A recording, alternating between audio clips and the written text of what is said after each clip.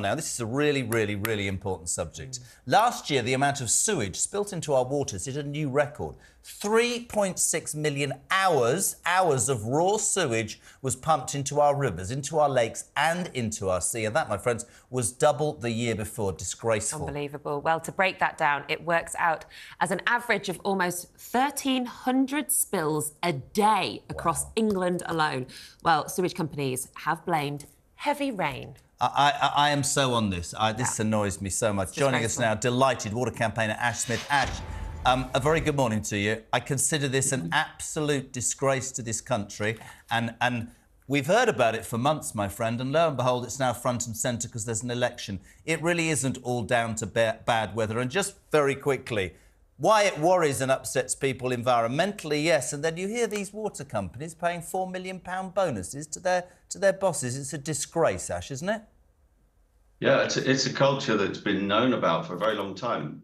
Somehow, water company bosses have really milked this system. So have their shareholders. They've taken about £72 billion out of our bill payers' money, actually, in exchange for delivering precisely nothing in terms of their own equity. So it has been nothing more than probably the environmental scam of the century. And that's really, that part of it is starting to unravel now as some economists and accountants get to look at the facts, as companies like Thames Water teeter on financial collapse. This is how ridiculous it is. How can you go broke with a guaranteed massive income from bill payers who've got no choice but to go to your company? Absolutely. And what are the current rules and regulations around sewage spillage, Ash? Because we understand that even when some water companies are acting within the realms of the law, it doesn't necessarily seem to be very ethical.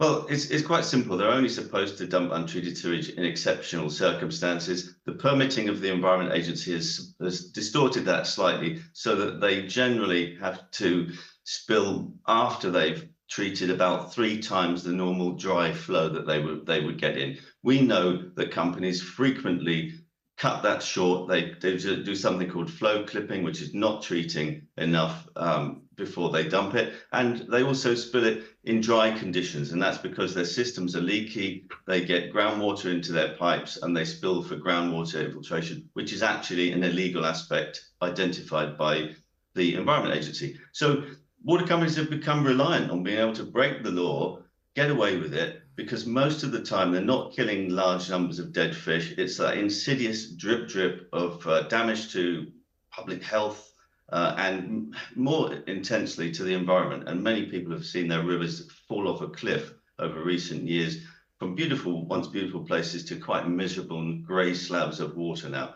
I think you're absolutely right. And Ash, completely unavoidable. Ash, I moved to the sea a few months ago, and it doesn't matter where it is, and you can see it. I was saying to Nick this morning, about a mile down the coast, and you can see it, and it is an absolute disgrace. And what I find astonishing is, and we'll come back to government, of course we will, this isn't just overnight. We can talk about the effect on the environment and wildlife. It's been going on for ages. You can take out the money situation. You're right, this is a scam. What needs to be done? How do we bring these water companies to task, my friend? I think there's one very simple principle. If you can take profit out of pollution, and this applies across the board really, companies don't do things that are not profitable. Make that step, stop it being a profitable activity, stop it being a bonus fest for chief executives to basically cheat. And let's get back to delivering a service, not creating financial vehicles for the extraction of money from the public, the bill payer. Let's get them back into providing an essential infrastructure, which is now, the lack of that is even now holding up housing, which is the next story to really break, I think. And Ash, it's not just sort of raw sewage and effluent that's been found in our drinking water. I read a report yesterday that said there's a huge prevalence of Class A drugs being found in marine life. Also, a prevalence of certain hormones because of human prescription pills that might have been disposed of in the water. It's not just sewage that's going around, is it? Yeah, I think drinking water generally pretty safe in this country, but the sewage spills, they contain a terrible cocktail. If you go into your average supermarket and look around those laundry shelves and cleaning shelves, just put it into your mind that all of that stuff is going to end up in a river or the sea at some point. And a lot of the time now it will be untreated. Yes, hormones When you get sewage works dealing with treatment that contains antibiotics from people, because a lot of that stuff passes through the body, you're stirring around bacteria with antibiotics, and of course you're then just leaving the bacteria that survive the antibiotics. So there's a real concern about antimicrobial resistance, which is the creation of resistant bugs, and this is what people are getting infected by.